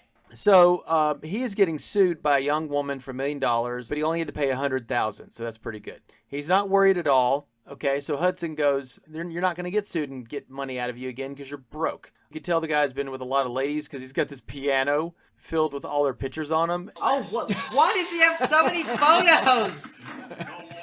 But yeah, I was just like, wait, why does he have a bunch of picture frames? It's to show that he's really been sudden. with all these girlfriends. I didn't even process it for like 2 seconds, and then I was like, what? And I was like, what if the other ladies see those pictures? They're gonna be like, what if one of the new girls sees the old girl's face on a picture frame? That's really not going to bode well. And I hopefully he gets rid of all these before the end of this movie. Yeah. Well, there's a part early on where I think that Dick tells the butler to pack up the stuff and then to take it out again. And so I'm thinking, okay, maybe he didn't take all the girl pictures out again. So that's hopefully good for him. So there is a professor named Professor Gibbs, and I think he was a holdover from when his dad was running things, Howard Stark. No, just kidding. So Professor Gibbs comes up with the inventions and stuff. None of them have ever worked except for a rat trap. That the butler says that. Wasn't that one that had like a pistol, like a whole revolver connected to it or something? I don't remember. He basically said that was the only one thing that worked. So. Oh no, there's some gag with that. Yeah, I think so. Again, it's been a while since we have recently watched The Mummy's Hand, which will be our next episode, I believe. Yeah, and that's on your brain. And that's on my brain right now. So. I haven't watched Invisible Woman in a while. So bear with me. Bear with me. No, here. Anyway, it's fine. But the professor. So yeah, Professor Gibbs, it needs $1,000 and $3,000 because as we find out, he has promised $3,000 to somebody to undergo a experimental test for invisibility. As he says, $3,000 remuneration, which I guess. Oh, is that what remuneration is? Yes. So what's going on is he goes, well, you're broke. So he writes him a note, basically to tell Professor Gibbs that I don't have the $3,000 for you. So Professor Gibbs is assisted by Mrs. Jackson, that is Margret Hamilton, aka the Wicked Witch of the West. Professor Gibbs has to go downtown to the newspaper and change the ad that he put in the paper because he put in there's going to be $3,000, and he changes the ad to say no remuneration. Wanted, a human being willing to become invisible, $3,000 remuneration. No remuneration. Which is slightly hilarious. Yeah. So and then they play the music as like they pan over the mail going in and stuff. Yeah, but here's the thing: what if this was permanent? So that $3,000, I was thinking, okay, they could turn around and sue the professor, and then Dick really does need another lawsuit on his hands. The professor is a genius. Okay, so I mean, come on, just a rat trap. I mean, he's got a self-parking car. I mean, the only rat trap that he needs is his brain. Yeah, exactly. But he had a self-parking car. The self-driving car. That's I mean, years before, like, I don't know, Nissan Apple, or what was the Lamborghini or something. I don't know. Well, no, it was like I don't know about that, but I know that whoever's the chief, Google whoever's has currently one. the chief, whoever's the chief currently in that. I think industry. Also Uber and Google are going to be getting into that. Uber definitely. Yeah. They want to lay off folks. Yeah, there. Just a quick thing. I remember seeing a video where a police officer pulls over a driverless car. He gets out, and the car pulls off to the side, right? As one does. The cop gets out and he comes up to the front thing and he's like, where is the guy? I don't understand. He goes back to his car, turns off the flashing lights, and the car drives off. And he goes like, well, why is he driving off? See, the thing is, if the cop pulled you over and then turned off his lights, that means, oh, he's not giving me a ticket. Bye-bye. So then the car is supposed programmed to leave. So I don't know. That's what I was... But yeah, for this, it's programmed to drive off into the garage without him. Yeah, he's ahead of his time in many ways. And of course, this is called the Invisible Woman, not the car. The invisible treatment doesn't work, woman. Yeah, I called it the DeLorean. It actually does work. It's called the DeLorean. It's called the DeLorean, Mister. Although again, yeah, I don't remember any of the people's names from Back to the Future, having not seen it yet. I might do that within the next year or two. Yeah.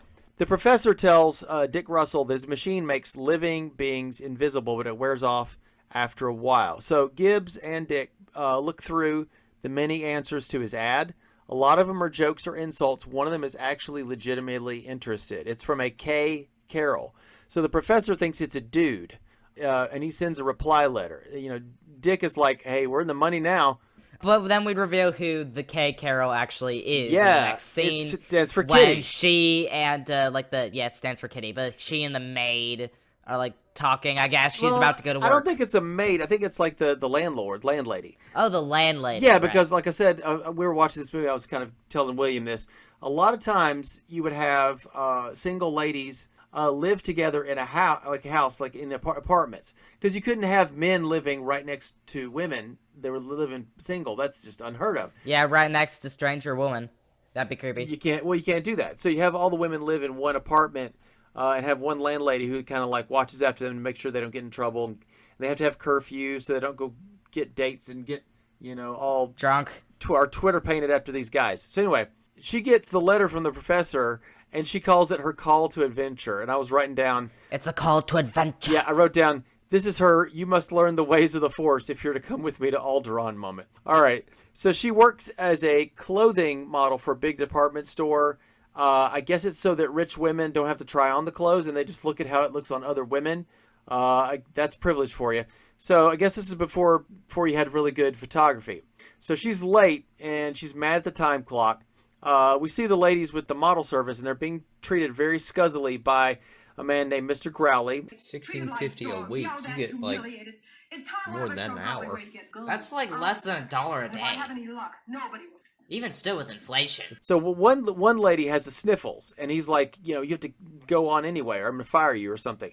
So Kitty is showing off the dress she's wearing, and these two rich ladies are pulling at it, and they tear at it a little bit, and They tore off the price tag, I believe. Oh, but hey, you remember it better than me then, because they look like they were Or at least that was the excuse to tear at the dress. Right. So she blames them for the error. But regardless, she complains. Yeah. And Growley's like, no. Apologize. He tells us to apologize. Apologize to them instead for their transgression. And if you don't, I'm going to fire all of you or something, or it's going to affect the other ladies. Because you're standing up to a man, you're the inferior race standing to the disferior race. I don't know. How dare you? So, but basically, she didn't want it to affect the other girls. Okay, so this comes back later. To be honest, you'll see. I don't want to affect any other girls. Right. I want to do what other girls can. Right. So she leaves early and she heads over to the professors to respond to the ad. The professor is shocked that it's a woman. Skirts and things. Yeah, skirts and things. So again, the fact that she's a woman is throwing a wrench in his plans. I have no idea why. A human being's a human being. It doesn't matter. Biological is biological, right? It's all good for the experiment. Except for, the fact that you're talking about the nakedness. Oh, they invisible. go on about that a couple times. Again, it doesn't show anything, but they're certainly going to point out that, oh, my, he's not wearing clothes. I don't know why they're so interested in like, oh, she's got no clothes on. You can't even see her anyway. So what's the point? So he gives her a shot of the formula because it needs a formula to be entered into the bloodstream, but the machine activates it. And this would be the Chekhov's serum. for later. Right, it does come back, and you know. However insignificant it may seem. Yeah. And also doesn't make super much sense. Like, what are you making the blood invisible so that you can make the rest of the body invisible? I don't know. Right. So the formula should last a couple hours. Now, there is something that makes it last longer, and we'll find out what that is. The machine has a lot of these strict fading type stuff on it, but I was making the joke that it's a strict fading out. Is she planning on sabotaging the strict fade in? It's a strict fade out. No? Pretty good? Yeah. Nah. Okay. That was funny. Yeah. No, it was funny. It was funny at the time, and I'm sure we have a clip of that. But Kitty is supposed to stay put while the professor heads off to find Dick Russell. But she wants to escape and kick Mr. Crowley in the pants. And that's exactly where she goes. I'd kick him right in the pants. All right, get going, everybody. So the whole reason she wants to become invisible is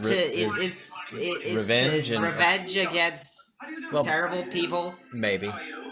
I mean, you could just find a better place, but that's all the conflict really in this movie. For the first part, but then the second, this part has quote conflict. Yeah, so the professor is trying to find her around the room because she's already left and gone to Mr. Crowley's. And there's a little joke where he goes, Kitty, Kitty, and then a cat shows up and he goes, not you. And I was like, oh, ba-doom-ching. That was a sincerely funny part. It was. Of it. Well, other than why on earth does he have that many pictures? Yeah, exactly. Well, one thing is he does have a cat, and so any jokes he makes later about being allergic to cats is kind of like this professor gives his personality really helps that comedy value at that scene. And that's why I say it's good. He's a lot of the comedic personality in this. I think that the butler tries, but you know. Yeah, there was a scene like around about this time or maybe later where he does like climb up a ladder instead of the stairs and falls over, which makes no sense at all. It's so that he can have a flip. You know, the stunt guy can get work. Probably quite a bit later. Well, another actor in this, you know, of course they have him do pratfalls too. But on to the department store. Yeah. Well, in quotes, because it looks more like a skyscraper building. I don't know why a department store is that tall. It is kind of high up, yeah. So a lot of times, a lot of shows did that. So what happens is she comes out invisible and wearing a dress, and it looks like a person with no head. She's like, yeah. Everyone's like, do do do do do do do do, but she's like, yeah. And they're like, ah! So she punches the time clock, knocks it over, knocks all these dresses over. After she kicks Mr. Crowley in the pants. Right. So she puts Mr. Crowley, she clamps him in the door. The window pane. Window shuts the window on him. I would have hung him off. The time clock just like that 1900s, that famous 1900s comedy where he's hanging off the clock. That is Harold Lloyd, and those are really good. I would recommend Harold Lloyd. I'd recommend Buster Keaton and Charlie Chaplin. Those are my three silent film comedic actor number ones. But yeah, she absolutely wrecks the place, I guess. Yeah, but it actually does something to him. But there's no threateningness about any of this. It's all so ridiculous. She's just like, whoop-de-doo, I'm going off to go scare people. I'm so scary. Oh my goodness. No, but see, here's the thing. For the change that Mr. Crowley actually made, you don't know he makes this change yet, but he makes a huge change for the better. Because he thinks that this is like his conscience or a ghost, or he has a come into Jesus moment. I don't know what else to call it. Next scene was the gangsters, I believe. Yeah. We get these three, quote, gentlemen. They're not, we find out they're gangsters. They go visit the newspaper guy who put the ad in for the invisible experiment. They want to know who put in the ad and where he lives, what his name is, and all that. So they pull guns on the ad guy. One of the guys is Hammerhead, and he's played by Shemp, who is one of the Three Stooges. He's always tripping quite constantly. It's almost like he's like, well, that's what you asked me here for. Pick 'em up, Butterfingers. That's the kind of help you get. Butterfingers, he tripped. Opposite limb. He's not playing anything different than he's always played. And you do what you know, but I'm just saying, I always wondered if the Three Stooges, if they had branched out and tried some different things. A lot of comedic actors sometimes will try a dramatic role or something and Not kill it. Not to great success sometimes, though. Yeah, that's true, but there are... Because if you do what you're not good at, you're likely to find somewhere where you're weak, really weak. You can't find somewhere that's strong, but that's rare. It's just a gamble that the Three Stooges did not want to mess with. Yeah, you're right. They didn't want to ruin their career by going Shakespeare. I would say Adam Sandler actually did a really good job in Uncut Gems, which is a dramatic role, but he did a really good job in it. And the thing is, he's mainly known as a comedic actor, and there's a lot of comedic actors that will go dramatic and just kill it, you know. Anyway, the gangsters, they steal a vehicle to get over to Professor Gibbs's house, and it's somebody's car who just got married. And we find out that Kitty is actually there too, where at the professor's house. You can see her outside. Well, you don't not see her outside spying on the gangsters. So the gangsters are bringing their Tommy guns. Kitty comes back to the lab. The professor's mad because she left because he was trying to prove to Dick Russell that what had happened and couldn't find him. She had to go because of the job thing. So the head gangster comes in pretending to be a scientist working out of Mexico, and he wants to take the professor down there to meet his fellow scientists, but Kitty isn't buying it. She's invisible, but behind the professor, and she says, I saw these guys outside with Tommy guns. They're gangsters. And also, your name and address was not on the ad. Like, yeah, you got me there. So she threatens the gangster out with like some cutting shears or something, and the gangster leaves. Okay. Probably gardening shears.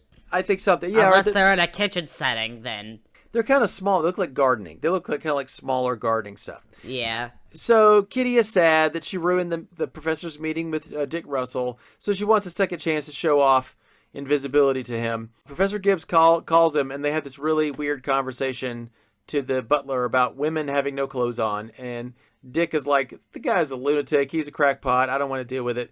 So the butler hangs up on him, and they head out to the fishing lodge, F-I-S fish. F-I-S fish, yeah. Yeah, F-I-S fish. 1 + 2 = fish. 1 + 2 = fish. So Kitty gets materialized again because enough time has passed. The doctor is really bummed he wasn't able to get a second chance. So Kitty calls her boss, and the boss goes, "Oh, have the rest of the day off. Have a great time." And actually, he arranged for everyone to have tea. He's actually really nice. And then there's a part where he goes, "Shame it wasn't Britain, because I mean, otherwise it would be allowing him to do something that they would do anyway." There is always a tea time, but almost always. I mean, it would have been much better if it was like something that he disallowed as a British tradition in his house, in his department store, and then opening that up again would be much more affectional to the British people. He doesn't know that was Kitty, because he looks up at the sky and goes, "How was that?" Like he's talking to God or something. But yeah, up in the mountain they're making soup, and the butler sort of talks about the soup, I guess. Well, I don't remember what he says. I think he was doing fish. He was making fish. The fish soup. Yeah. So in a cauldron. So in the next scene, we see the three gangsters, and Foghorn, the head gangster, he's the one right up under the big boss, Blackie Cole. They're talking to their boss on the phone. He's stuck in Mexico, the big boss, and he can't return home until he gets invisible to sneak back in. I got to see the old hometown again. The border? I smell the lake. Did they guard the border? I'm homesick. What was with Mexico in the 40s? Where I was wondering why the Mexican border was hard to cross. In 1940.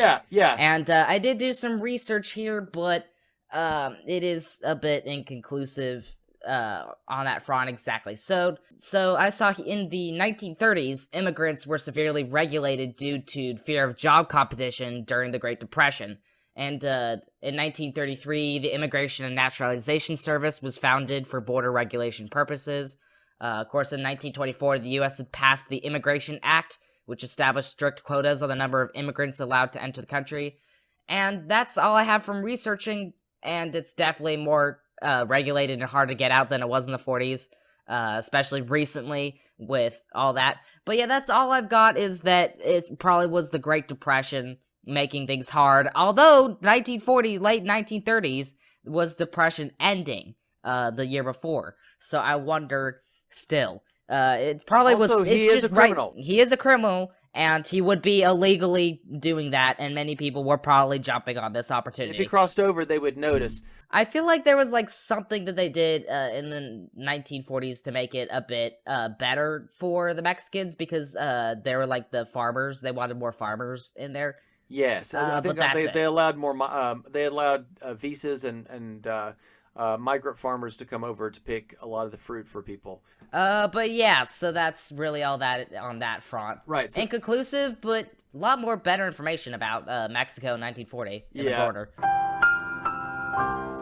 Blackie Cole is homesick for the big cities in America. He tells the lab guy down in Mexico that he needs to get this invisible machine working once he gets there. And he keeps saying, CC. And he says, what's with all this CC stuff? Are you Spanish? I said, yes. He said, are you Spanish? He says, I'm a Pomeranian. I'm a Pomeranian. I'm a Pomeranian. What is this? The dog? I'm not sure I completely got that joke. Me neither, because that's a dog. Right, I told you, that was a dog. Pomeranians are dogs, or they're from a country named Pomerania where they obtained that name. Let me just look it up. It sounded like he was Italian, so I have no idea. Pomerania is a historical region, which probably means it doesn't exist anymore, on the southern shore of the Baltic Sea in Central Europe, split between Poland and Germany. So it is a tiny little country. I'm guessing historical means not anymore, but I would say that they probably say a former region, so... Yes. So that, I don't know. Western part of Pomerania belongs to the German states of Mecklenburg, Western Pomerania, and Brandenburg, which was mentioned in our M episode. And the M bonus episode, because it was like anywhere from here to Brandenburg. Right. Which was the eastern border of Germany.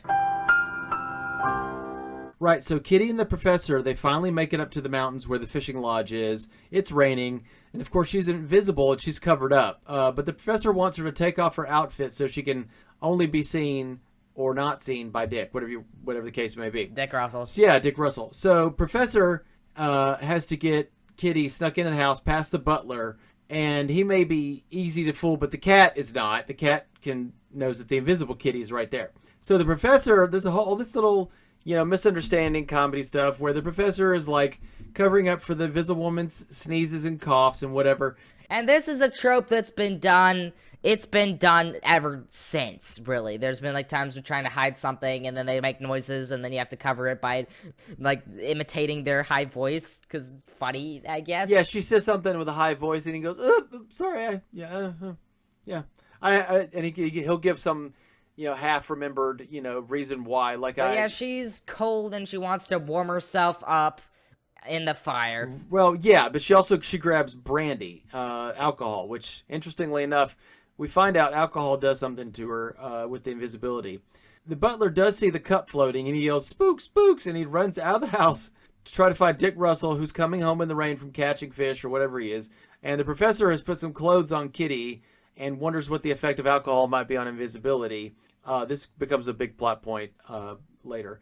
So Kitty meets Dick Russell and is not very impressed because she knows he's one of those playboy types. And he's pretty good at business, but he doesn't know women, and that's what's messing him up. He's the Patsy of the Pacific, she calls him. Of course, he claps back on her, and it says that nobody would let themselves be invisible like that can't be all that good looking. And I'm like, oh, bro, you're not doing yourself any favors here. Well, she wants him to see her, so she puts on stockings, and there's these comments about her having really good looking legs. And I'm like, okay, what about her personality? No? Nothing? It's all about looks. What about nice arms or personality? He said she'd have a personality. Now he just wants to... Arms, legs, personality? Nose. Noses are cute. Yeah, I was like, man, if you're not going to respect any other of those listed items, then you're a goner. Yeah, but he starts getting nicer when he starts thinking that she might be cute. I'm like, oh, come on. So further into the conversation, she's getting more drunk and she's about to pass out. And the butler's like, I'm going to leave. And then he's going to quit again. And Dick Russell says, oh, well, this invisible woman thing actually works. I'm going to give you a raise if I actually pay you. And he's like, okay, I'll keep working for you. It's like he's an easy sell. But he does want to see Kitty Carroll's face yes. And because it's attractive.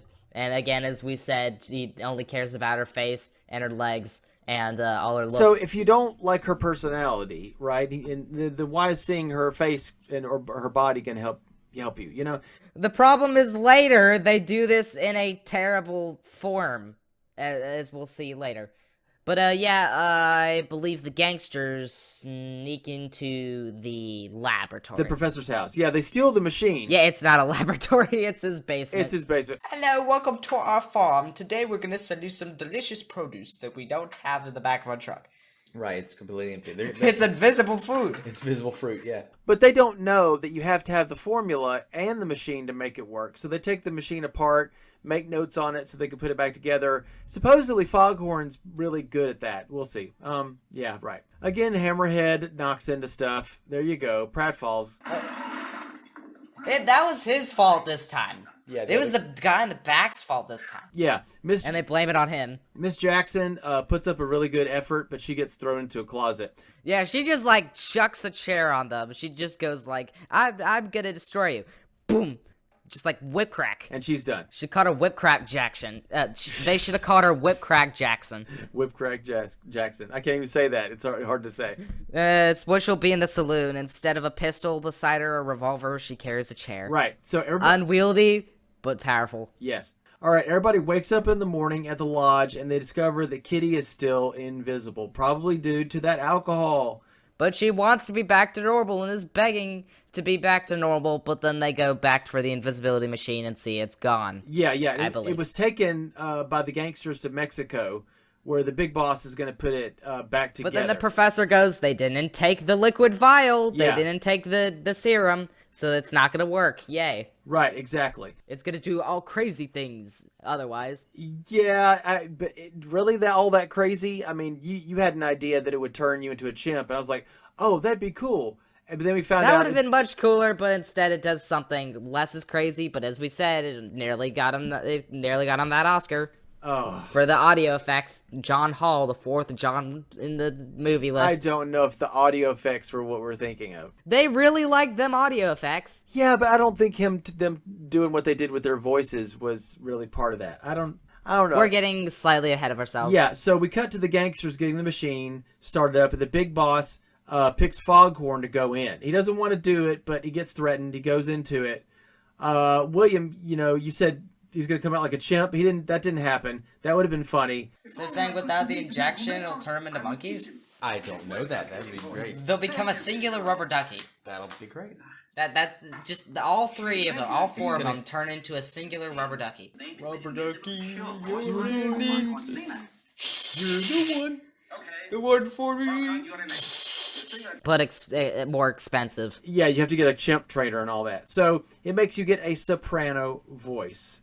And I think you actually made a really good joke at this. It made him a literal mafia? I mean, come on. You can't give that out. No, not thinking of Sopranos. The Sopranos was about gangsters, so you kind of made a double joke there. So the big boss needs the professor to make this work. So he's got to send Foghorn and the other two guys back to the mansion to get the professor. So back at the mansion, Dick and Kitty are not getting along. They keep sniping at each other. But they eventually, after an argument, start getting with each other and like holding hands and delicious hands. He holds. Here's the clip. Very nice hand. Nice air. Delicious air. Very pleasant to the taste. As I said, delicious air. He holds her hand and he rubs her soft hand and he kisses. He's like, it. they're softer than I thought it was. And they said delicious too. It has a nice taste. Delicious. Yeah. So he's supposed to get in a car and take the patents to Washington, and so he's really not going to get a chance to see Kitty visible again, and probably never again. The way things are going. So he keeps closing his eyes, imagining how pretty she is. Okay, great. So even when a woman's invisible, all you're thinking about is how she looks. Isn't that great? The professor, he's kind of sexist too. He tells Dick that things would be a lot less. It's only really him, Professor Gibbs, Dick Russell, and I don't know, Crowley, and I don't know, probably not the gangsters. But that's really it. Just those three people are the sexist people. Dick Russell's the highest of them. Right. But okay, so the professor says this. He says things would be a lot less complicated if women were invisible. It's like, great. So you wouldn't be able to see them and be distracted by them or something like that. So Yeah. So if we didn't see how good they look, everything would be easier. That's great. That's great. Yeah, I mean, seriously, it could be worse. I believe that there was a movie, I'm going off the top of my head, where, like, it was sort of dystopian, where, like, the government was trying to regulate people to be exactly the same. So, like, the people who were, like, Olympics people, like Usain Bolt's, were limited and had, like, weights and stuff put on them, and, like, the people, I don't know, they're, like, limited with sound if they could hear better, and the beautiful ballerinas and stuff all wore masks. Oh, wow. What movie was this? I don't remember. I will pull up the title later and shove it in somewhere. I do know there was a movie that came out shortly after the Matrix movies, and it was about... it was like making the people normal. Well, it had Christian Bale in it, and basically everybody was supposed to be unemotional, and they would take these pills to stay unemotional. And anybody that had art or anything like that, or anything different, they would have the cops come after them. So yeah, it was sort of Vulcan. Actually, I think there was a game that sort of played on that as well, taking like your happy pill to continually stay happy. And the beginning is you can either take the pill, he's reading the newspaper, and he can either take the pill, or he can abandon the pill and continue with the rest of the game. I don't remember what it was called, but yeah, you can end the game that early if you want to conform. Right, but it could be way worse than what we have here right now. So let's continue. Let's continue with the actual movie. yeah, count your many blessings. So the butler is wandering the grounds with a shotgun, and he's going to protect him from the gangsters. Sure.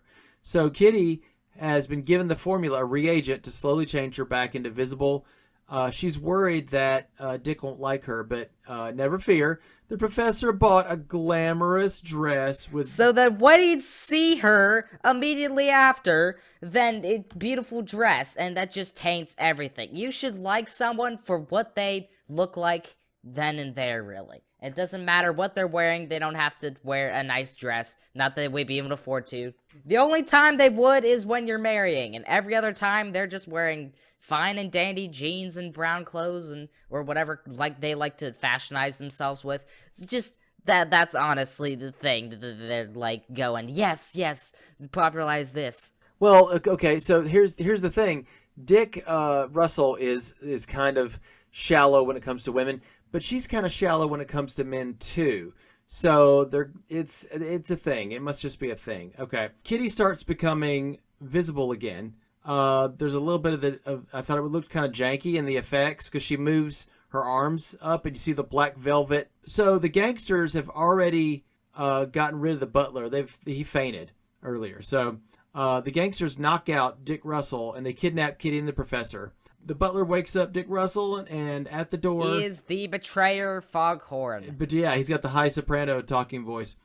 But he is betraying himself to them to be able to tell where they're all at right now and to drive off to the Mexican house. Yes, and so the professor... Their estate. And then we zoom in on the next scene over to the professor. He's talking Blackie Cole, who's the big boss. He's talking his ear off about the technology and the science behind the invisibility.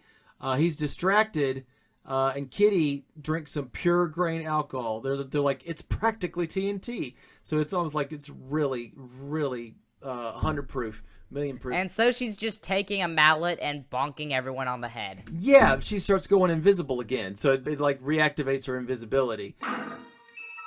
Donk. This is whack-a-mole. And I was joking around. I watched it again later just to remember. And I was just thinking, if you were to make a movie that was The Adventures of Mjolnir, that's what it would look like. Because it's like the hammer is flying around hitting people. So it's like, when Thor's asleep, Mjolnir will play. Dick Russell, he gets there a little too late to save the day. And for some reason, I don't even understand, even on the second viewing. Me neither. Kitty says, well, he's going to have to fight for me. And she shoots at him with a machine gun. But what? And then she like screams for help as if she's not shooting it. That doesn't even really go anywhere. What if she hits somebody with the bullets? She's a she murderer. Just goes, I don't like anybody anymore. I'm gonna, shoot him with a machine gun. And I was just like, he wanted. What? I think she wanted him to be more of a hero because she did all the work. I don't know. But like pretending only for a minute that doesn't even matter much in the movie to be the bad guy, right? Shooting a machine gun and then going help, help, help. So Foghorn punches. He comes back to the base and he punches Blackie Cole, the big boss, into the machine. And his voice goes high too. And Foghorn's actually gets better. So I don't know how that. But worked. he got his just desserts, I guess. Yeah, he did. So Kitty falls in the water, and Dick gives her a big hug while she's invisible, and it looks kind of goofy to put your arms around somebody who's invisible and kiss them. And then the weirdest ending that just slaps you in the middle of nowhere, like, of course, slapping some baby powder on a baby bum. Okay, so how do we... So Kitty and Dick now have a baby. They've gotten married and had a baby. The butler is rubbing some baby oil on the baby's back. And as they go back and forth about who the baby looks more like, and the professor says, I think it looks like me. And I'm like, you want to tell us something? How could the baby look like you? All right, so the baby starts fading away. He's got the invisibility powers, because too. Because of the rubbing alcohol. And he goes, hereditary. Yeah, he looks at... And then it ends. He looks at us almost like busting the fourth wall. And he goes, hereditary. Yeah, and that's it. But yeah, this ending literally slapped me across the face because they were like, oh, fall in the water, and then little conversation, and then just suddenly just fade it's over almost to this they were like It's almost as they're like, we don't even know how to end this. Yeah, how they got married. So you just said, I love you. Kurt Sudmak, while he was a good writer in some cases, and in The Ape, not as a great one, this writing probably belongs sort of on the side of The Ape rather than on the side of the Wolfman, yeah. The Wolfman stuff. Wow. I honestly, I did have some little chuckles at this, but it's because it was just like, okay. And we could summarize this fairly quickly because of just all of the, it is really just, not very too much happening over the course. It's a lot of dialogue. They're trying to produce snappy dialogue.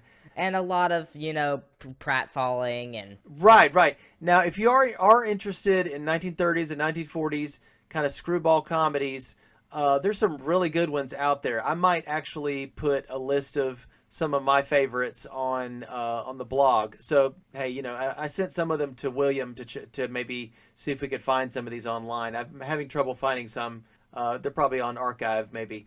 But I'll make a blog article with those on there maybe sometime later today. Yeah, I will just hope that with the recent news about the Archive website and their books, I wish... The best thing to come out of the situation... What's the news? Tell me what's going on, man. The news is, Penguin House, Random House, those people were like, hey, we see that you're, selling books for, rent with your weird little system, archive.org. Well, like a library. Well, yeah, but they, copy, this one book, and it's apparently not copyright if you're copying one... If you're renting off one digital copy of a book, I guess... But then they came over and were like, hey, you've got all these books in here. Probably don't do that anymore. So they're sort of getting into a lawsuit situation as of recently. My hope for the situation is it just affects the books. But it could easily spread over to the all the rest of the archive stuff. And that's where people stored stuff that, they don't want to get lost forever. It's really old. For instance, people found exclusive D-Day footage from Normandy. Wow! I didn't know that. That was found recently, put on archive.org.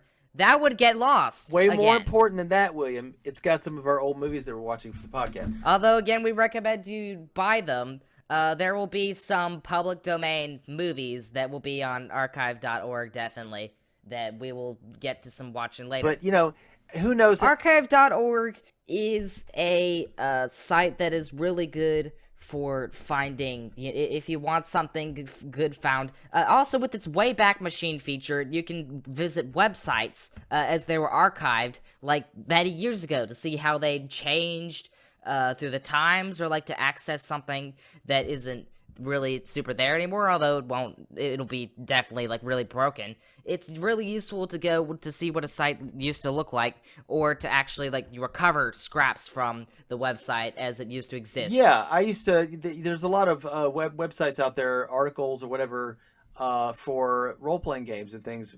Back in the day, nifty little cool, D&D tips. Or like manuals for like games that they don't sell anymore, and then the infamous DOS games have copyright protection with this like read out a question from the manual, find the answer in the manual. People often don't find these games with the manual anymore because they're so old. They usually get sold like secondhand. Right. So otherwise, you wouldn't be able to play your games anymore because the manual is not sold anymore. It's out of commission. So, yeah, it's good to have these manuals somewhere you can actually find them online. Yeah, I agree. Back to this real quick. The movie is not it's light. As for, their obsession with the fact that she's doesn't have any clothes on, other than that, it's very tame. As I said, ridiculous, contrived, wet noodling the plots and trying hard for laughs when most of them didn't really hit for us. Here's a highlight of what we did find funny. You're cuckoo. You're John Doe. If you promise to make my wife disappear, you can have her. Henpecked husband. Kitty. Not you. We're what? He's not here yet. There he is. And the biggest jokes that failed. Whoa. What? Why did he do that? It's gonna shoot when he's not trying to. Called it. No, didn't quite work out as well as we thought. But speaking, what can hit you is a hand, a mummy's hand, in fact, which will be the next movie that we are doing. A little bit of teasers for that. There will be a sort of a reboot, I guess, for the Mummy, Universal Mummy franchise, because I guess they couldn't do much with the Mummy original movie, 1931, or 32. Probably 31. 31 that they couldn't do anything with, they decided to reboot it, and we'll have to just talk about it later. Yeah.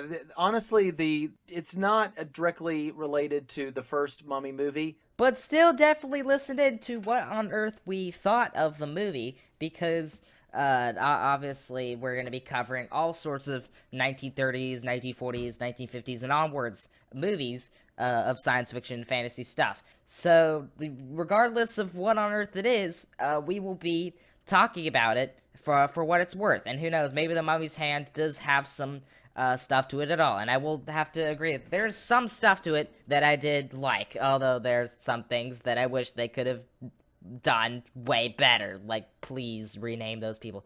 But we're getting way ahead of ourselves. Right.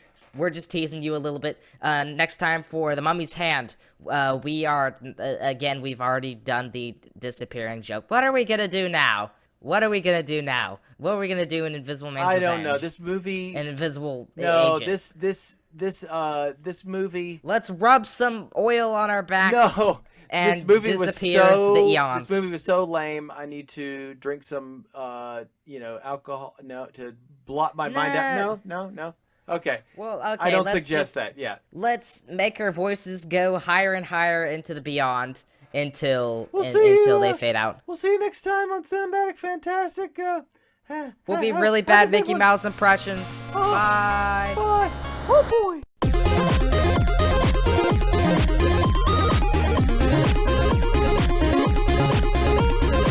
Thanks for listening to Cinematic Fantastic Podcast.